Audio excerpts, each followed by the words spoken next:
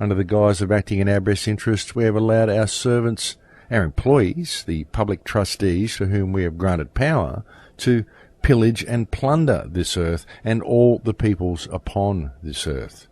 And we've allowed this to happen while we sat on our hands and allowed ourselves to be programmed into accepting a different and more acceptable version of reality delivered to us daily by a box in the corner of our living room. Through our failure to notice our surroundings and our failure to act, we have allowed our public trustees, under the pretense of spreading freedom, to conduct scores of pointless wars, resulting in the death of millions upon millions of souls. Under the guise of acting in our best interests and through our own inaction, we have allowed ourselves to be used as commodities by big pharmaceutical companies, culminating in the creation of a world today where 1 in 2.7 people is now affected by cancer, either personally or via a loved one, when 100 years ago the average rate stood at 1 in 100 people. And this is the world that we have allowed to be created around us by our failure to see the power and potential we each hold individually. Our failure to face a shadow within us, our failure to connect with those around us, and our willingness to be ruled by our servants. And yes, folks, it's a right pickle we find ourselves in due to all of the above.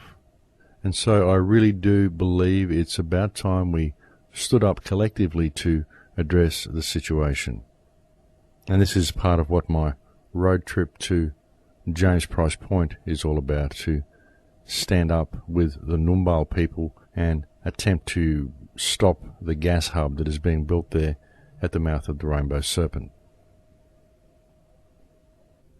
There are just so many reasons why we should stand up against this government, folks. There are so many reasons why we should hold our servants accountable. As a matter of interest, smart meters have recently been installed in Australia as well.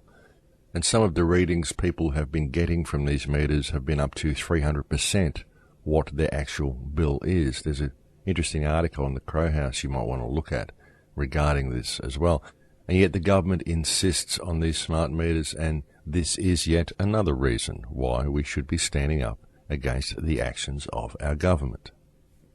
Our government allows international corporate interests to pollute the planet with free abandon, and yet insists that the public use energy-efficient light bulbs, which are known to produce dirty electricity and cause cancer and skin problems and all sorts of stuff. And yet again, the government insists that this is the way it must be, and that it is for our benefit, and we should be thankful that we are being given these electromagnetically pollutive devices to use. The people of Australia are having a carbon tax imposed upon them as well, and the crippling cost of this carbon tax is set to break the back of pretty well every normal Australian. It's going to be almost impossible for people to live any kind of normal life due to the imposition of this tax. And the tax, of course, will do nothing to prevent climate change or nothing to prevent global warming, which isn't a reality anyway, but even if it were a reality, this tax will be completely ineffective with dealing with the problem. All it essentially is a way of making people pay to breathe. And again, folks, this is being imposed by our servants, those people whom we employ to act as public trustees and to operate in our best interests, which, judging by their action, seems to be exactly the opposite of what these people are actually doing. And this has become an all too typical observation in regard to politicians and government bodies, none of which seem to have any respect for the people they have sworn to serve. And people simply just need to notice this, folks. People simply need to realize that this is what's going on so that they can stand up and affect some positive change. And all we have to do is to realize it, folks. I mean, if you've got a servant in your house and the servant is playing up and stealing the silver, well, you usually sack the servant or at least reprimand them. I mean, I have no problem forgiving these people for what they've done. I have no problem forgiving anyone. I don't wish to hurt anybody. I just would like to see society and those who have styled themselves as the rulers of our society to wake up to reality a little bit and to come home. You see, we truly are in a period of great change, my friends. We really are in a transitional period. The energy is changing. The consciousness of humanity is becoming far more alive. People are waking up to what is actually going on in the world, and people are very tired of it. And a lot of people, once they see this ridiculous beast system for what it is, they want to stand up against it. But their first impulse is to do so violently. And if the people do act in a violent way in order to bring about change, they're not going to be bringing about the right type of change. All they're going to be doing is helping to usher in the police state that the elite would like to usher in. That's why what I've attempted to do on all of my radio broadcasts is present a peaceful option for change. Because all you really need to do is be the change you wish to see. All you really need to do is respect those around you and stand in who you are and stand in your heart and forgive the people around you. And showing compassion for all and forgiving your enemies for their past transgressions is perhaps one of the hardest things anybody will ever have to do.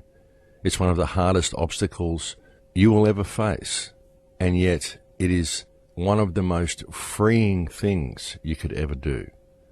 Because when you stand in compassion for all life on this earth, it becomes impossible for you to be hurt in any way. Maybe you could be hurt physically, but emotionally, spiritually, it is impossible to hurt you. Because it is in letting go of this anger and this need for revenge and this stuff that you have with other people that true freedom lies. And I know this because I've experienced it myself, folks. When I was younger, I used to hold on to grudges.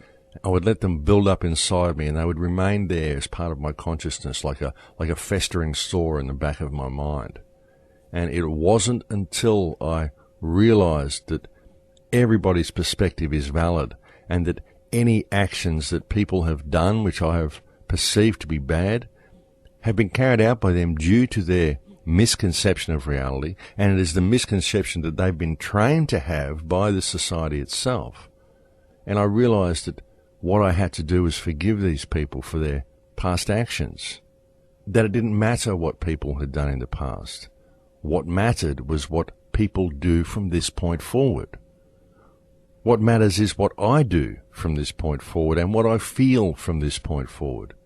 And once I truly began to grasp it and truly began to stand in that spirit of compassion and empathy for all life around me, then my world changed. My life changed. Everything changed. And I've never looked back, folks, because it's been a truly synchronistic and wonderful and empowering journey ever since I made that change in my emotional outlook. And as I've said, it may be one of the hardest things you will ever do, to forgive those who have wronged you, but it is absolutely what must be done. And as soon as mankind can succeed in overcoming this one emotional obstacle, the whole world will change. And I think it's break time here, folks, so I'll leave it there for now, and we'll go and have a break, and I'll talk to you again in a few minutes. Thanks for listening.